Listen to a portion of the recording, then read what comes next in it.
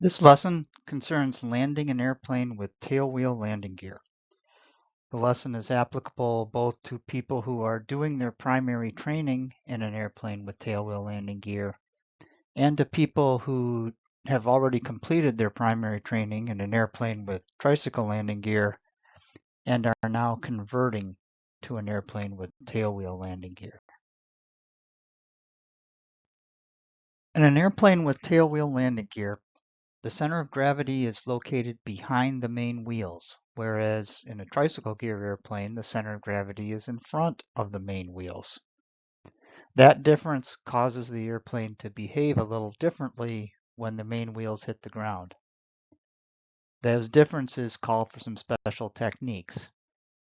This lesson is going to cover the unique aspects of handling a tailwheel landing gear.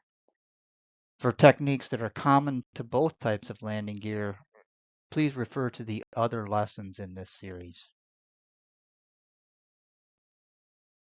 Up until the point where the wheels hit the ground, it doesn't really matter where on the airplane the wheels are. As a result, the final approach, the round out, and the flare are done the same way in a tailwheel airplane as they are in a tricycle gear airplane. However, there's a phenomenon called a jounce, which can happen in a tailwheel airplane. It's an adverse phenomenon that we want to avoid, and there are two ways to avoid it. One is a 3-point touchdown. The other is a wheel landing. I'll cover each of those separately. Then I'll talk about some differences that happen during the rollout phase of the landing because of the landing gear. So let's talk about this phenomenon called a jounce and why we want to avoid it. When the main wheels hit the runway, the center of gravity is behind the main wheels, so it continues to move down, causing a rapid increase in your pitch attitude. If you're above the stall speed, that kind of nose-up change in pitch attitude results in the amount of lift produced by the wing increasing. That causes the aircraft to lift off again and start to fly again. That pitch attitude usually continues to change for a little while. You can find yourself 10, 15 feet above the ground in a very nose-up pitch attitude with your speed rapidly decaying. That is a bad place to be because your aircraft will soon stall and then you'll be dropping from a much higher altitude than you want to be dropping. Jounce is different than a bounce. It is not caused by the springiness of the landing gear. In fact, the ability of the landing gear to absorb some energy makes jounce less likely. It's a different phenomenon, but they can actually happen to some degree together. They're different phenomena. One way of avoiding jounce is to do a 3-point landing. As the name implies, the goal with a 3-point landing is to touch down on all 3 wheels at the same time. Sometimes you'll even touch down slightly first on the tail wheel before the main gear. By having the tail wheel touch at the same time as the main wheels, you avoid that situation where the center of gravity can keep dropping and change your pitch attitude because your tail wheel hitting the ground prevents any pitch change. The 3-point attitude in a tailwheel airplane is usually very close to the stall attitude. So the way you accomplish a 3-point landing is very similar to the way you would do a full stall landing in a tricycle gear airplane. During the flare, you continue pulling back on the stick, holding the airplane off the ground for as long as you can until it stalls onto all 3 wheels.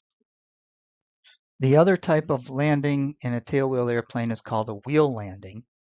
And in a wheel landing, we avoid jounce by using the elevator to counteract that pitch down moment that happens as the main wheel touch down.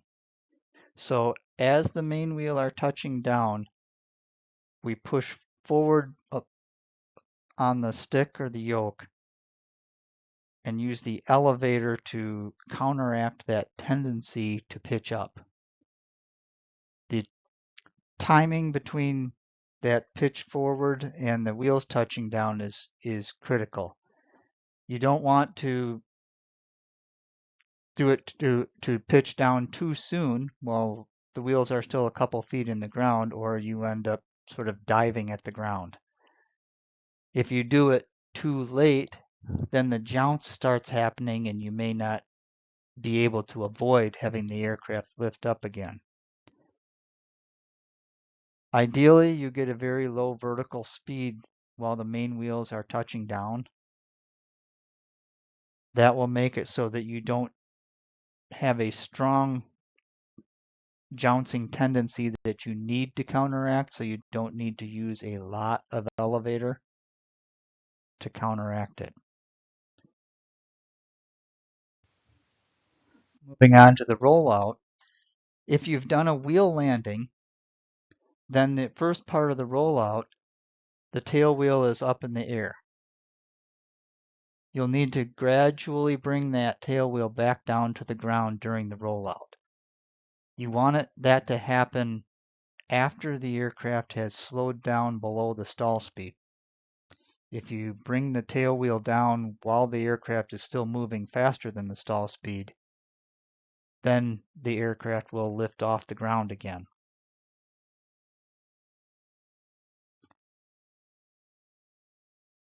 As we mentioned in the lesson on controlling an aircraft on the ground, tailwheel aircraft are directionally unstable, and they tend to ground loop if you get them pointing a different direction than what they're moving. So it's crucial during the ground roll to keep the airplane pointing in the same direction that it's moving. You do that with active use of the rudders. If necessary, you use differential brakes to keep it pointing in the same direction.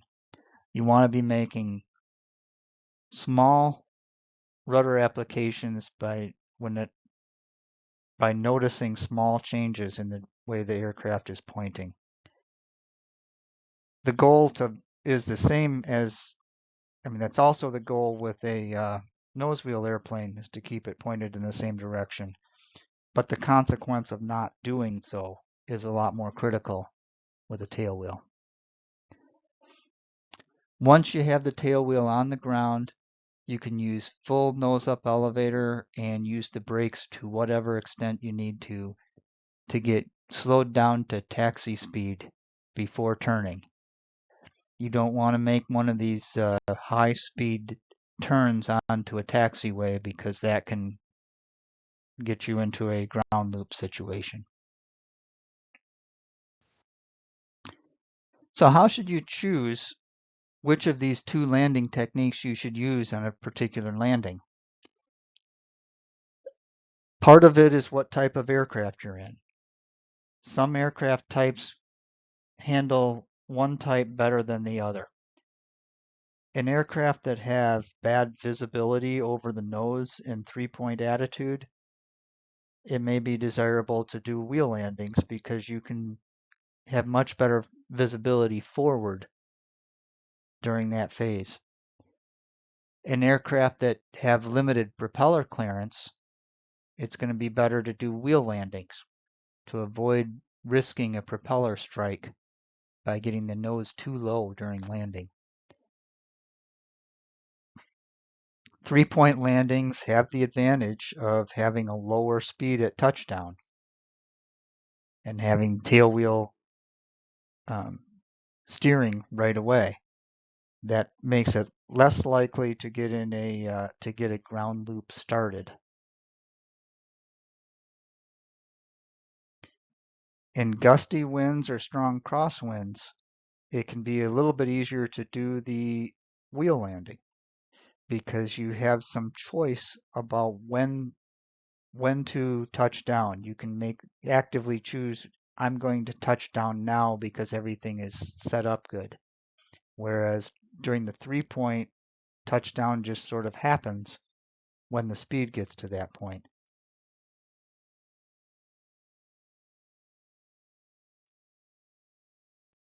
That completes this lesson on how to land an airplane with tailwheel landing gear.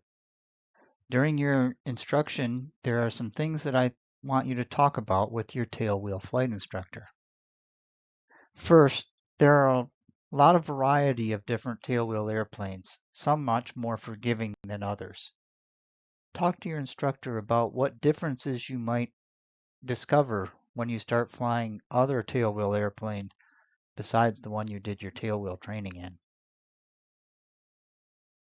Also, talk to your instructor about what personal limits you should be setting for crosswinds and gust factors, and how you should go about relaxing those personal limits as you gain experience flying tailwheel airplanes.